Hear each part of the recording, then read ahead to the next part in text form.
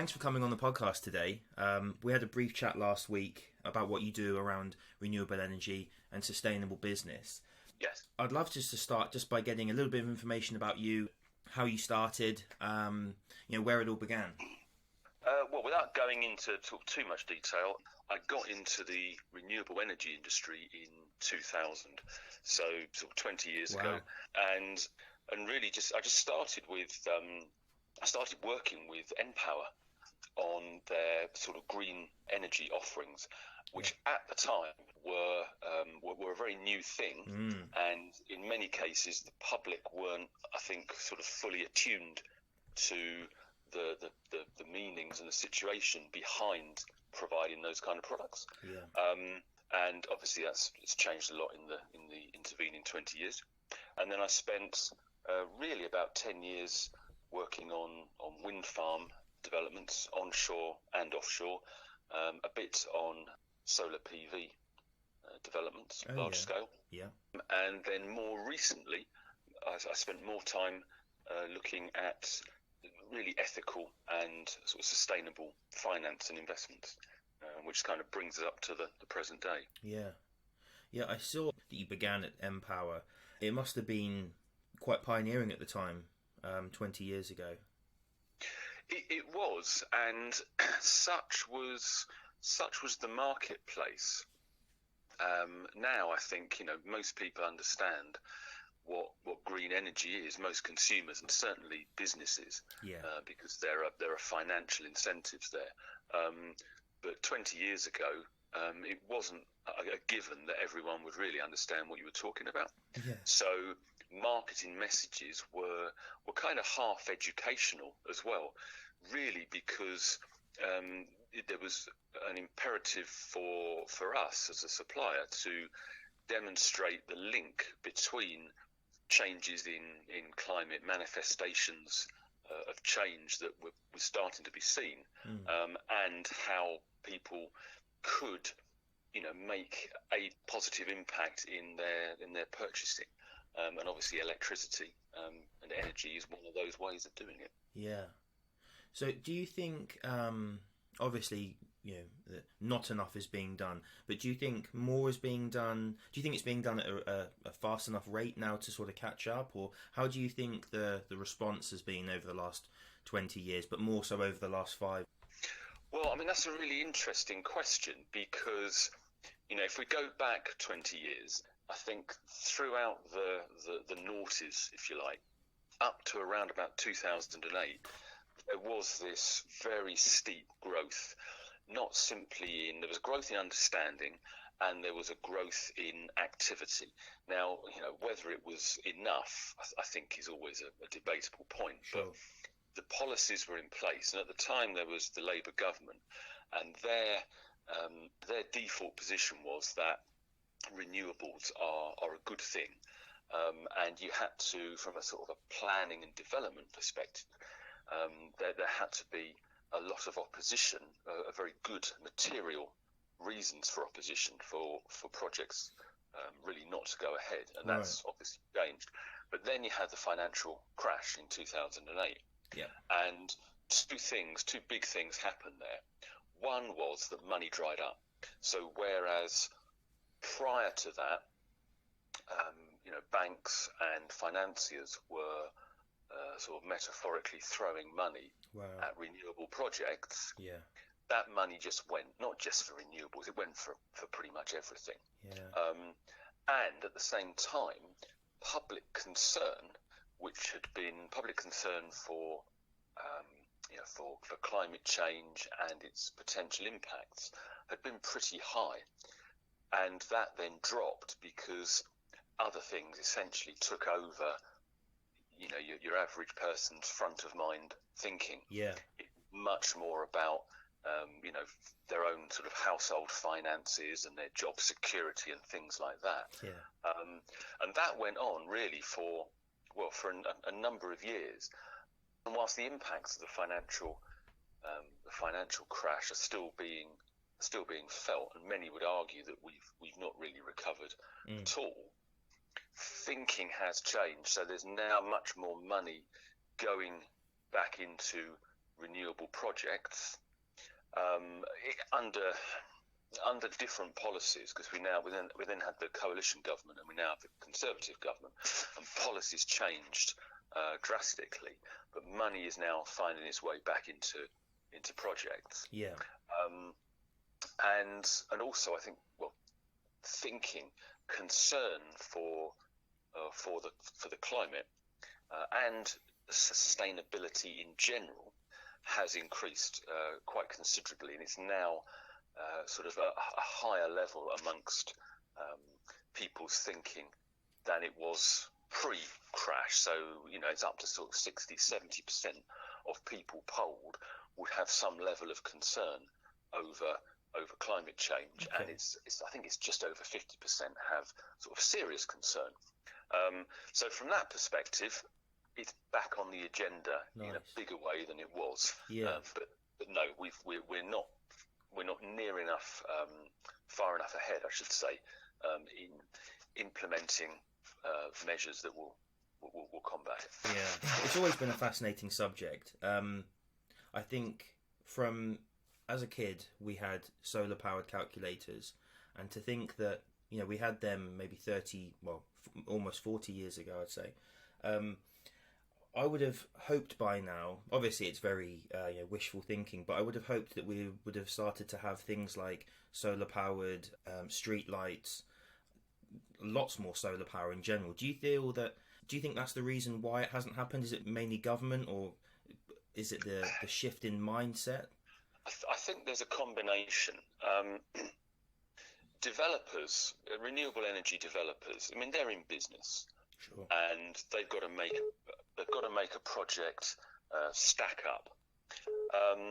Now, one of the I've got another call coming through. That's fine. Sure, that's no problem at all. But one of the things that has really, I suppose, downplayed solar and renewables over the last few years was policy changes and a lack of finance. And as I say, that is now moving very much in the right direction. When it comes to things like, you use the example of street lamps, and I agree, why hasn't every street lamp got a small solar panel on top? A lot of it's just historic. Yeah. Street lighting generally is actually unmetered in many cases, and it's very much part of the old school energy supply. Right. Where I think tricks have really been missed is in new build, and I live just outside Worcester, and in the last couple of years we've had 3 significant housing estates built around the village. Sure. And I walk past, I look at these things. None of them have got solar PV on the roof. Well, yet most are aligned, south-facing roofs. Ugh. There's no shading or anything like that. Yeah. You have to ask yourself why on earth solar PV isn't simply part of standard building regs for any new build. And the same with big sheds. There's a lot of industrial units springing up around Worcester and in Worcestershire. Yeah.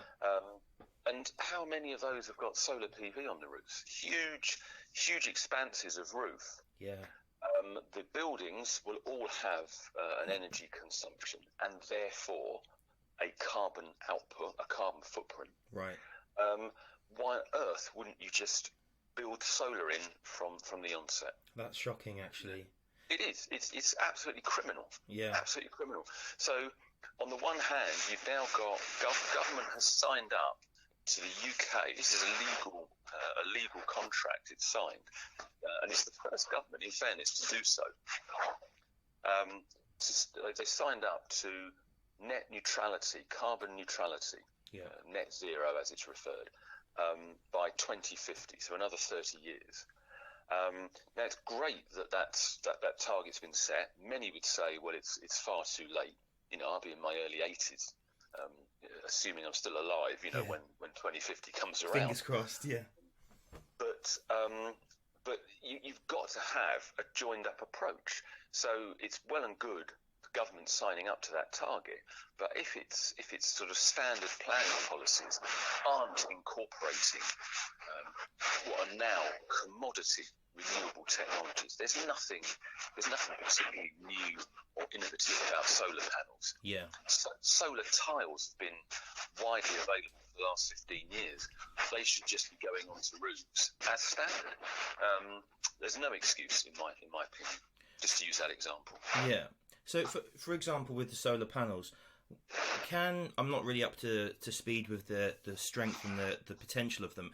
For example, does one house, if they've got solar panels, does that now complete all their energy needs, or does it? What percentage would you say of their energy use would a solar panel look after now?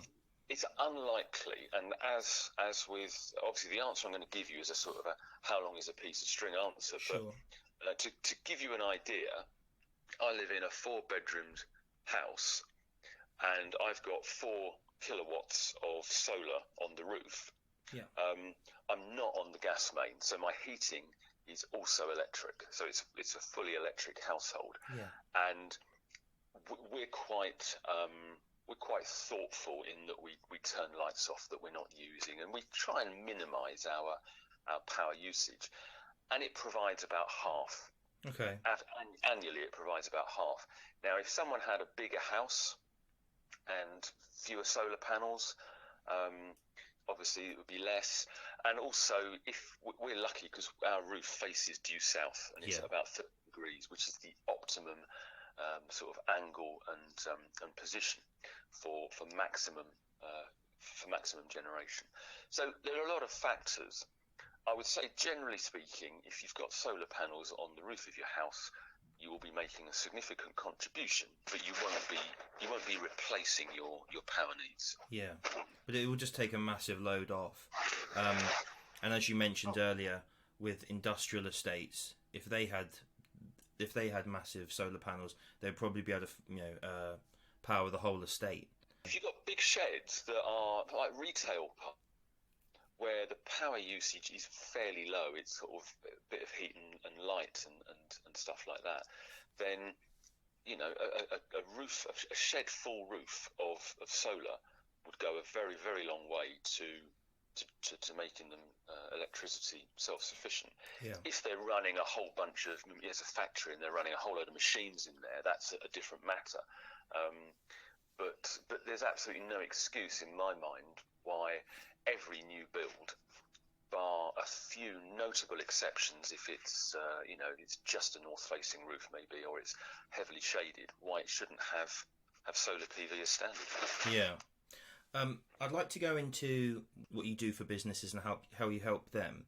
But firstly, I just wanted to, just for my own question, how does solar power compare to wind power and also tidal power? Because I've heard a lot about tidal power, but not really much. I haven't really heard much coming out about it. Just the idea. Well, the two technologies I have a lot of knowledge of are wind and solar, right? And some knowledge of tidal, and tidal's one of those tidal and wave. Different types of technology. They're still, I would say, to be fully proven, although I think there's probably some that would argue that they're already proven. Sure. We've not really had any significant project built. There's a company called Tidal Lagoon Power, and they got consent for a very large tidal scheme in Swansea. I think it looks like it's unlikely to be built. It was a very much a kind of gold-plated project, and I think you could do it more cheaply with maybe kind of offshore floating islands, and without going into too much detail, you tether essentially a large machine or a large group of machines to the seabed, and as the tide increases, goes up, so water pours into what essentially looks like a big donut, a big sort of ring, and the water pours in, and turbines then generate electricity as the water flows across them, and then when the tide goes out, the water inside the sort of the ring is then higher than the water outside, and it then flows back out, and the turbines go the other way and generate more electricity. What we have, and for quick deployment, quick and relatively cheap deployment, that's where solar and wind power, onshore and offshore wind power, are, have real strengths. Onshore wind power in Britain, the current government policies, I think they're going to change, but over the last sort of 10 years or so, those policies have been pretty much to cease any meaningful onshore wind power activity. Oh, right. And a lot of it was based simply on visuals.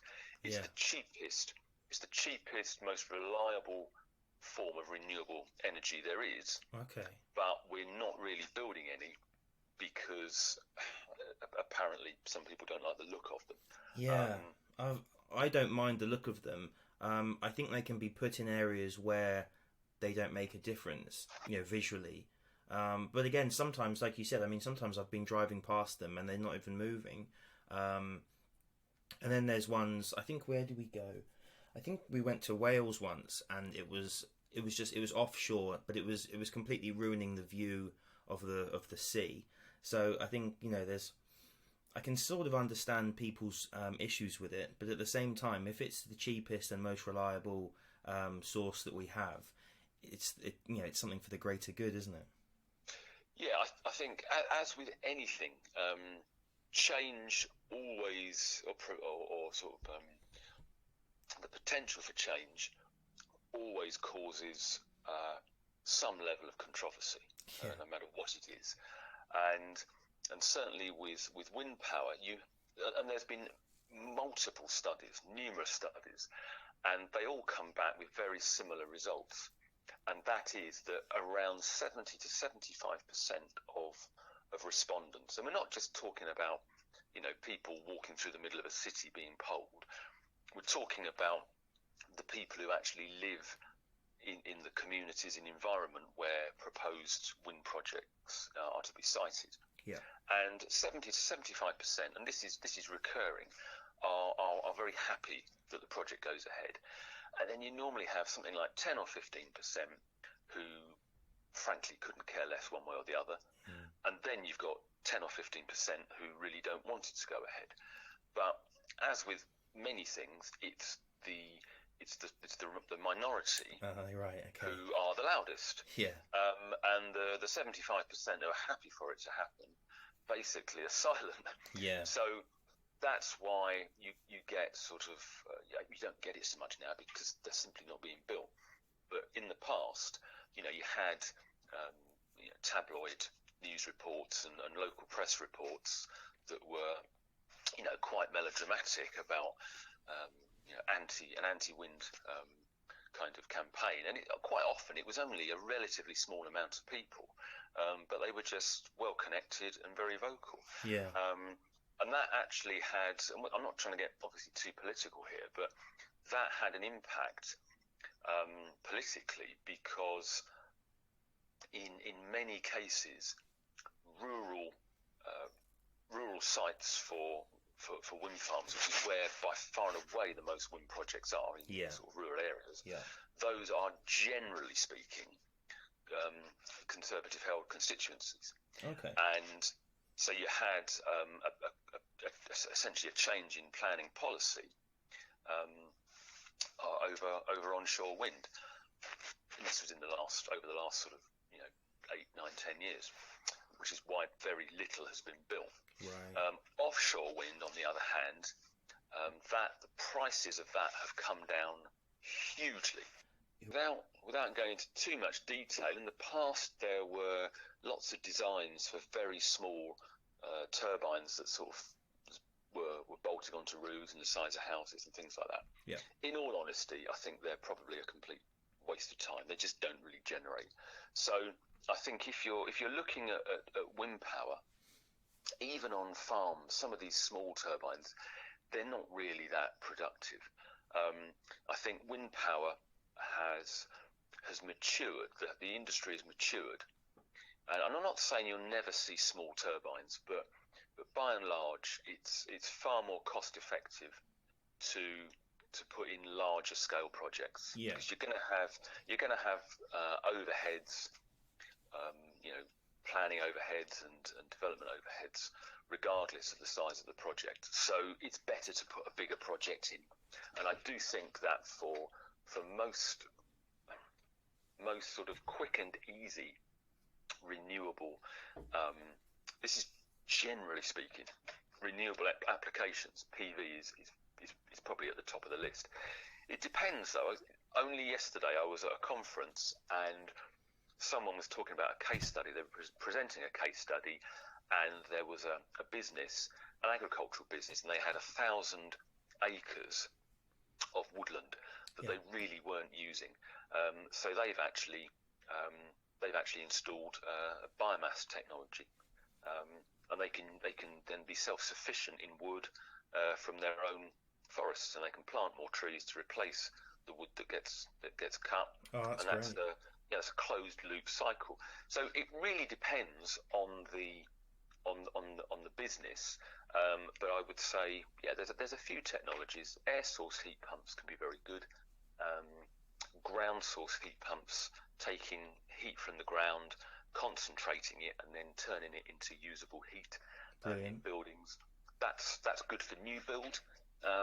But yeah, PV is quite a quick win, if you like. Right. If you look to impact your own carbon footprint. Yeah. So that should be done as standard, and then anything else which is a little bit, out there and a bit niche can be done on top of that to supplement and diversify. In my opinion. Yeah. What I would say is though that sustainability. That at the minute in the news we've got the climate crisis. You have people like Greta Thunberg are getting huge amounts of press coverage, and rightly so. And the climate is a major concern for millions, if not billions, of people now. But what I would say is that sustainability is more than that. It's carbon and climate is a very big part of sustainability, but it's not the only thing. I was actually interested in sort of your definition of sustainability in those terms. I'll be honest, it's not my own definition that I use. There's about 5 years ago, the United Nations published some sustainability goals, and they're referred to often as the SDGs, Sustainable Development Goals. Oh, right. And there's 17 of them, and they are, by their very nature, broad, but they're designed to pretty much encompass any situation.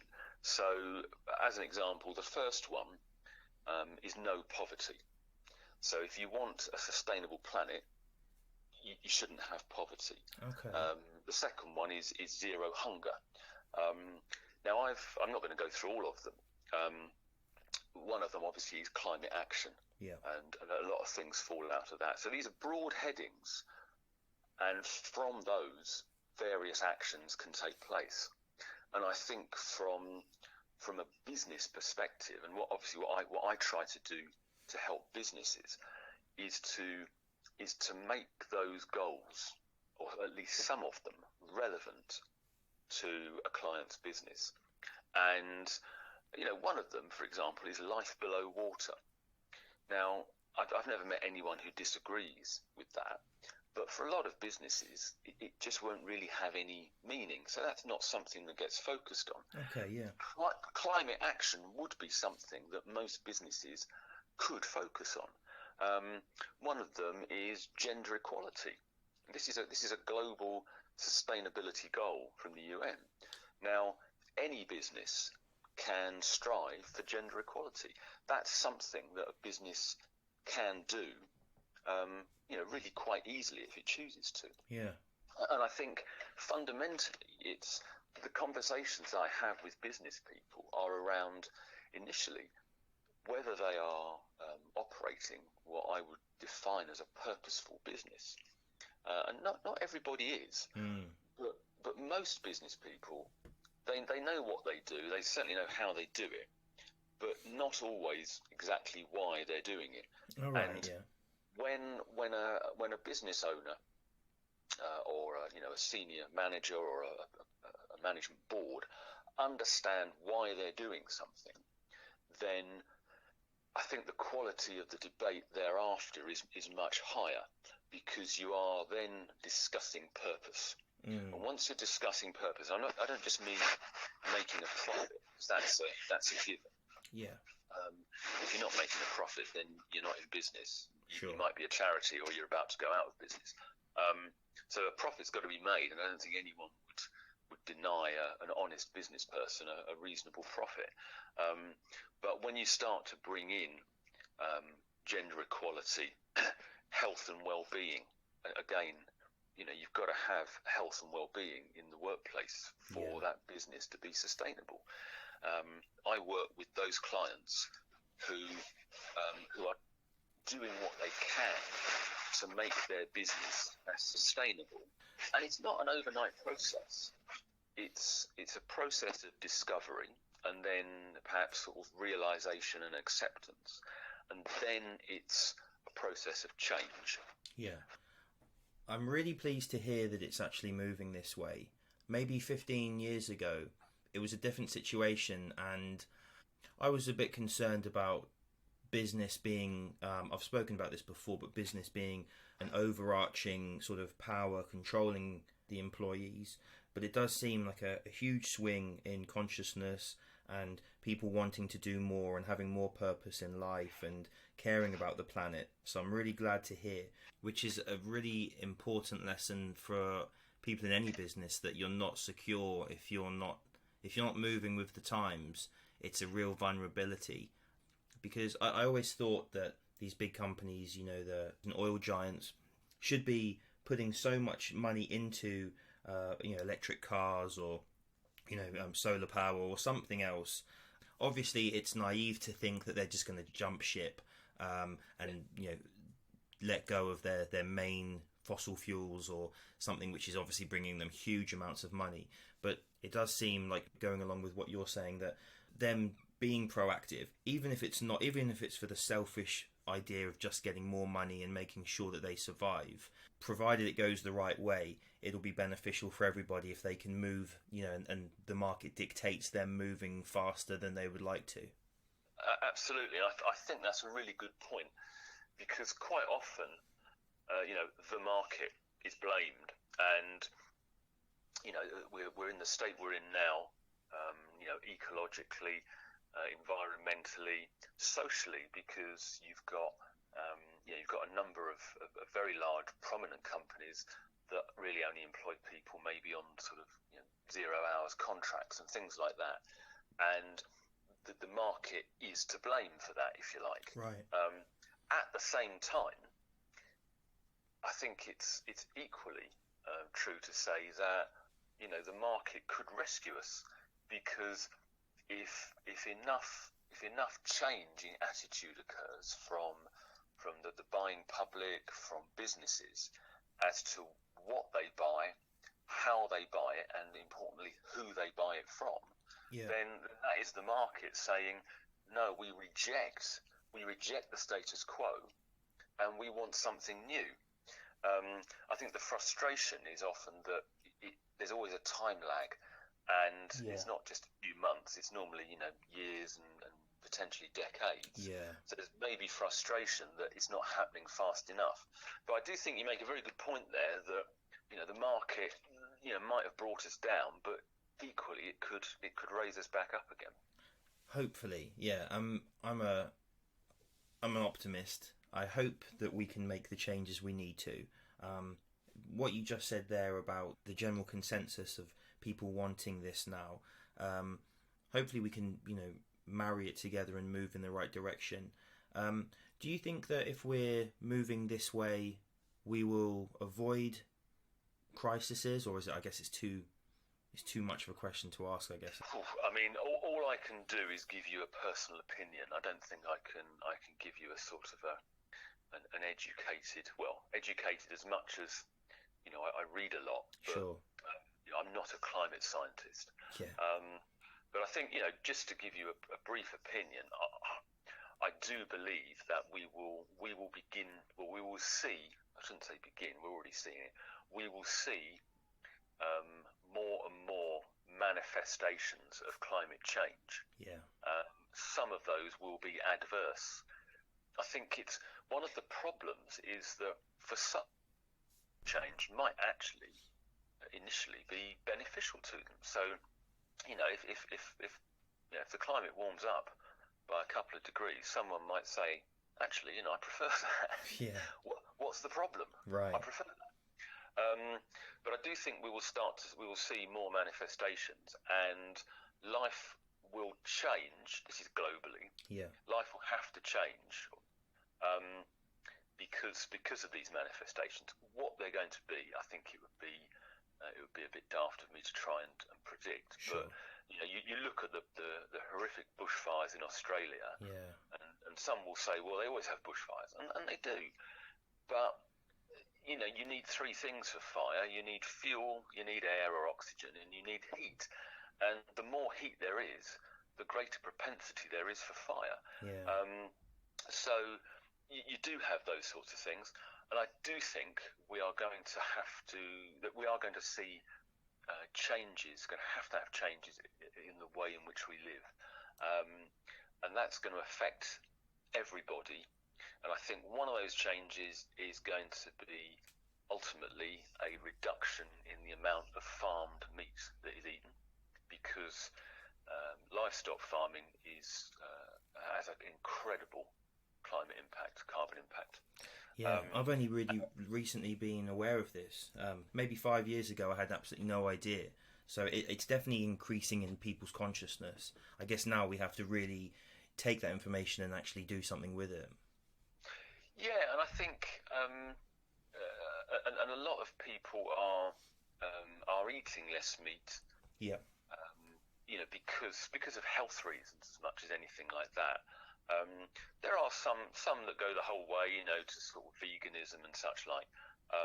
But I think, for a lot of people, even if they just consumed, half as much meat as they do already, then, well, if everybody consumed half as much meat as they currently do, then that would essentially half the impact. Yeah. So I think there's those sorts of changes, and I think changes in transport are going to be very significant in the coming years, and we're already seeing that with low emission vehicles, ultra low emission vehicles. Flying's going to be a big thing. Yeah. In some countries, Nordic countries, there's even, I don't know the word, but they've actually coined a phrase which is essentially sort of flight shaming. All right. And I think it's Sweden. Flying should, sort of not. I'm not talking about all flying, but kind of what you might just call very short, unnecessary flights, where you could easily take a train, take a few more hours, or you could drive maybe. That's almost being seen like kind of drink driving was or is now. Okay. Whether that kind of thinking comes to the UK or other parts of the world, I don't know. Yeah. But I do think that there's going to have to be a major questions answered when it comes to people's propensity to fly. And just to finish off on this point, and I'm not judging how people live their lives or anything like that. But just a couple of weeks ago, Flybe, the sort of domestic airline, was basically about to go under. Yeah. And obviously, if it went under, people would lose their jobs, and no one wants anyone to lose their job. At the same time, the government financially propped it up. Yeah. So I'm not passing judgment on that decision, but it does raise a question: should government be propping up those companies, those industries, those sectors that are part of the climate problem? Wow. It's a question that does have to be answered at some point. Yeah. Because as a government, you can't say, right, we're committing to net zero in 30 years' time. Oh, and by the way, one of our policies is to prop up polluted industries financially. Yeah. It's a real conundrum, isn't it? Yeah. It seems like there's a lot of soul searching on the personal level, of how do I eat meat? How do I travel? Am I recycling? Am I just doing a lot of wasteful things? I mean, there's so many small different things going along. Bags for life and getting rid of bags, and lots of moves to get rid of plastic and stuff. So there's lots of small things, but as you say, if governments and countries and global corporations are not doing their bit, it's sort of, it's not all for nothing, but it's a very harrowing task. So I'd love it if we could all just align. Maybe we are moving to alignment, but as you said before, I mean, it takes a long time, and there's a lot of kicking and screaming and a lot of different factors. It was very interesting how you told me about the economy being a major factor in 2008 in changing. As you said that, I did remember that it did seem that during that period, before 2008 and around that time, there was a lot more solar panels being put on houses in my county where I was living beforehand, and it has seemed to dry up over the last 10 years, which is criminal, really. So yeah, I mean, hopefully we can align. What do you see happening for you and your career over the next year, maybe decade? What would you like to do, or do you have any plans that you're pushing with? I do. But my primary objective, business-wise, is to engage with more businesses that want to make positive changes to how they run their business, to make their businesses more sustainable. Yeah. And I should add, save money in the process. And as I said before, there are always costs to doing things. But if those costs end up in savings that are greater than the original cost, which is really what one of the core objectives economically sustainability strives for, right? Then that's definitely something that's worth progressing. So yeah, so in a nutshell, I'm looking forward to working with those businesses that want to make positive change, and want to see the social, the financial, and the environmental benefits that those changes make. Yeah. This is a fascinating conversation. I've learnt quite a lot here, actually. I really hope that we can avoid further crisis and push towards sustainability. I've always loved renewable energy, and I hope it does get pushed out. People are listening and they do want to change. And as you said, there could be roadblocks and things in the way, but ideally we can get through these. I'm sure we've got through more difficult things as a species in the past, so I think if we can get our heads together, it would be amazing. I really appreciate your time today. How can people find you? Obviously it's Matt Thomas on LinkedIn. Is there anything that you'd like to share, and anybody can give you a call or contact you on your website? Well, I think if someone wants to, and I'd be very, very interested in having conversations, to be honest, with anyone who just wants to to have a chat and discuss. Yeah. Probably the best way of doing that initially is, can I give you a phone number and an email address? Absolutely, yes, please. Yeah. I mean, just give me a call. I'm always open to having a conversation. Yeah. And the number would be 07917 625 868. Yeah. And if anyone wants to drop me a line, M for Matt, MT at mthomas, thomas.org.uk. And I'm on LinkedIn as well under Matt Thomas. Brilliant. So always happy to have a conversation. Yeah.